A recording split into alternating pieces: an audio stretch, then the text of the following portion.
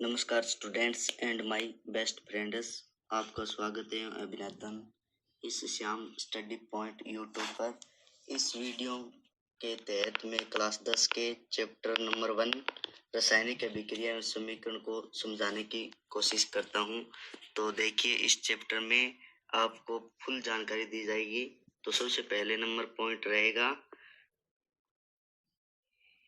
रासायनिक अभिक्रिया ऐसे परिवर्तन जिसमें नए गुणों वाले पदार्थों का निर्माण होता है उसे रासायनिक अभिक्रिया कहते हैं। उदाहरण है भोजन का पाचन, श्वसन, लोहे पर जंग लगना, मैग्नीशियम पीते का जलना, दही का बनना आदि।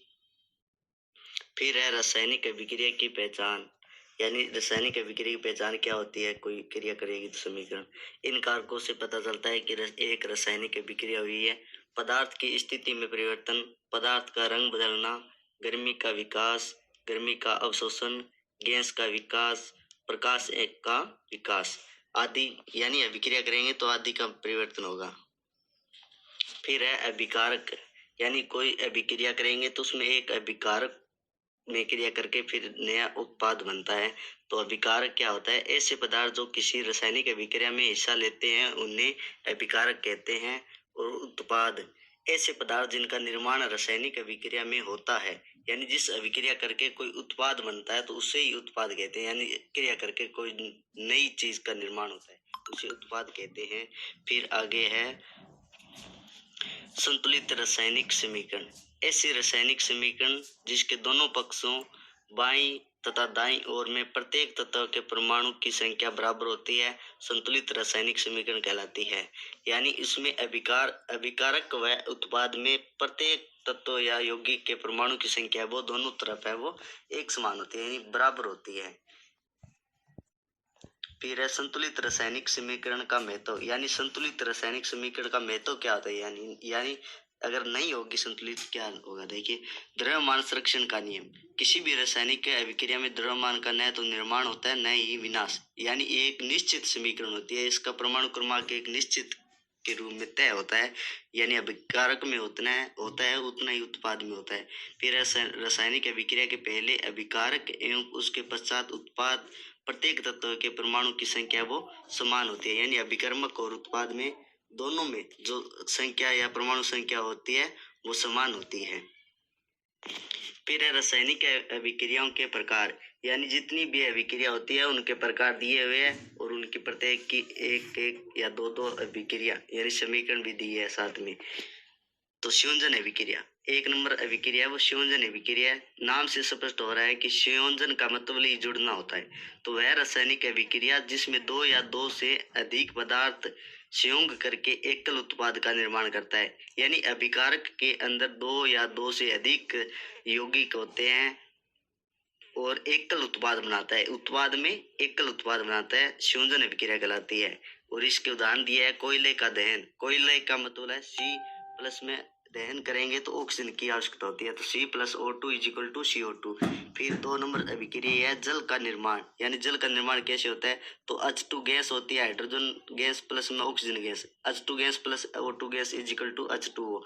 इसका संतुलित करेंगे तो 2H2O बोलेंगे, ठीक। फिर बुझा हुआ चूना का, बिना बुझा हुआ CaO यानी कैल्शियम ऑक्साइड प्लस में H2O। बिना बुझा हुआ चूना के साथ जल मिलाएंगे तो बुझा हुआ चूना बनेगा। तो बुझा हुआ चूना का सूत्र है कैल्शियम हाइड्रोक्साइड यानी CaOH2। फिर इसके आगे देखेंगे क्या है। फिर है 2 नंबर वियोजन अभिक्रिया या अपघटन अभिक्रिया। वियोजन या अपघटन का मतलब ये होता है ये कि अभिकारक में एकल अभिकारक होता है और उत्पाद बनेगा उसमें 2 या 3 खंडों में टूट जाता है, यानी वियोजन हो जाता है। तो वह रासायनिक अभिक्रिया जिसमें एकल अभिकारक टूटकर 2 या 2 से अधिक उत्पाद बनाते हैं वियोजन अभिक्रिया कहलाती है। वियोजन अभिक्रिया निम्न 3 प्रकार की होती है। वियोजन अभिक्रिया में 3 प्रकार की अभिक्रिया दर्शाता है। उसमें वियोजन, उसमें द्वारा जो अभिक्रिया होती है उसमें वियोजन कहते हैं। तथा जो अभिक्रिया विद्युत धारा प्रवाहित करने पर जो क्रिया होती है वो विद्युत वियोजन होती है। फिर है प्रकाशीय वियोजन, जो सूर्य के प्रकाश की उपस्थिति में होने वाला वियोजन है वो प्रकाशीय वियोजन कहलाता है। फिर है ऊष्माक्षेपी रासायनिक अभिक्रिया, यानी ऊष्माक्षेपी जिन अभिक्रियाओं में उत्पाद के निर्माण के साथ साथ ऊष्मा का भी उत्सर्जन होता है, यानी जिन अभिक्रिया को कराएंगे तो उसमें ऊष्मा का भी उत्सर्जन होता है, उसे ऊष्माक्षेपी अभिक्रिया कहते हैं। उदाहरण है प्राकृतिक गैस का दहन, यानी प्राकृतिक गैस है जैसे मीथेन ले ली, इसमें CH4 प्लस में O2 यानी मीथेन का दहन करेंगे तो is equal to carbon dioxide plus में जल बनेगा, यानी CH4 प्लस में O2 is equal to CO2 carbon dioxide gas plus में H2O गैस, यानी ये भाप के रूप में दिया है H2O, यानी जल का जो भाप होती है उस प्लस में ऊष्मा बनती है। फिर अवशोषण एक ऊष्माक्षेपी अभिक्रिया है, यानी शोषण क्रिया भी एक ऊष्माक्षेपी का उदाहरण है। ये शोषण अभिक्रिया होती है, देखिए C6 अष्टवेलो O6 प्लस में 6 अणु है वो ऑक्सीजन का, यानी जो ग्लूकोज होता है वो ऑक्सीजन के साथ क्रिया करके कार्बन डाइऑक्साइड प्लस में जल प्लस में ऊर्जा देती है। तो कार्बन डाइऑक्साइड का सूत्र है इक्वल टू देखिए CO2 प्लस में 6 अणु H2 का प्लस में ऊष्मा। ठीक है, इसके बाद है ऊष्मा शोषी अभिक्रिया। जिन अभिक्रिया में अभिकारकों को तोड़ने के लिए ऊष्मा प्रकाश या विद्युत ऊर्जा की आवश्यकता होती है ऊष्मा शोषी अभिक्रिया कहलाती है। यानी ऊष्माक्षेपी में तो उसमें जो उत्सर्जन होती है, लेकिन ऊष्मा शोषी में अभिक्रिया को कराने के लिए ऊष्मा या विद्युत ऊर्जा या प्रकाश की आवश्यकता होती है, उसे ऊष्मा शोषी कहते हैं। फिर 3 नंबर है विस्थापन अभिक्रिया। विस्थापन का मतलब होता है विस्थापन या प्रतिस्थापन, यानी कोई भी एक अधिक क्रियाशील धातु है वो कम क्रियाशील धातु को प्रतिस्थापन करता है। चलो देखते हैं, इन अभिक्रिया में अधिक क्रियाशील तत्व कम क्रियाशील तत्वों को उसके यौगिक से विस्थापित कर देता है। उदाहरण है लोहे की कील पर भूरे रंग की कॉपर की परत जमना।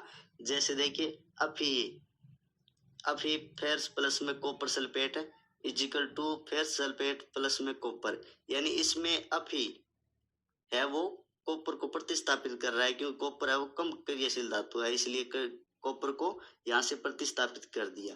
फिर है लोहे की कील पर भूरे रंग की कॉपर की परत जम गई है। कॉपर सल्फेट के नीले विलयन का रंग हरा फेरस सल्फेट के निर्माण के कारण हो गया। फिर दूसरी अभिक्रिया है जिंक प्लस में copper sulphate is equal to zinc sulphate plus में कॉपर, यानी जिंक है वो अधिक क्रियाशील धातु है और कॉपर है वो कम क्रियाशील धातु है, इसलिए कॉपर को प्रतिस्थापित कर दिया और जिंक सल्फेट बन गया। जिंक कॉपर से अधिक क्रियाशील तत्व है। चलो आगे देखेंगे कौन सा है।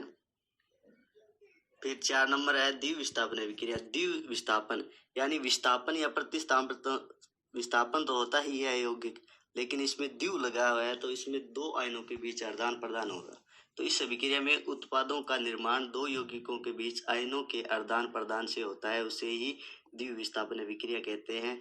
जैसे अभिक्रिया है first sodium sulphate Na2SO4 plus में barium chloride BaCl2 equal to barium sulphate, यानी इसमें बेरियम क्लोराइड है, इसका बेरियम और सल्फेट के साथ क्रिया हो गया बेरियम सल्फेट प्लस में 2 अणु NaCl, यानी साधारण लवण है ये NaCl।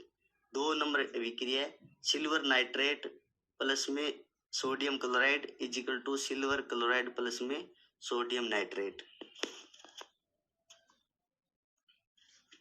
फिर उपचयन एवं अपचयन। उपचयन किसी पदार्थ में ऑक्सीजन की वृद्धि अथवा हाइड्रोजन का आयस होता है अथवा दोनों हो तो इसे उपचयन कहते हैं। उदाहरण है carbon plus O2 is equal to CO2। 2 number है Cu plus O2 is equal to CuO। फिर अपचयन किसी पदार्थ में ऑक्सीजन का आयस तथा हाइड्रोजन की वृद्धि होती है तो इसे अपचयन कहते हैं। रिडॉक्स अभिक्रिया जिस अभिक्रिया में उपचयन तथा अपचयन दोनों हो रहे हैं तो इसे रिडॉक्स अभिक्रिया कहते हैं।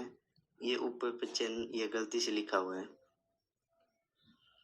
फिर है क्षारण जब कोई धातु ऑक्सीजन आर्द्रता अम्ल आदि के संपर्क में आती है जिससे धातु की ऊपरी परत कमजोर क्षारित हो जाती है, इसे क्षारण कहते हैं।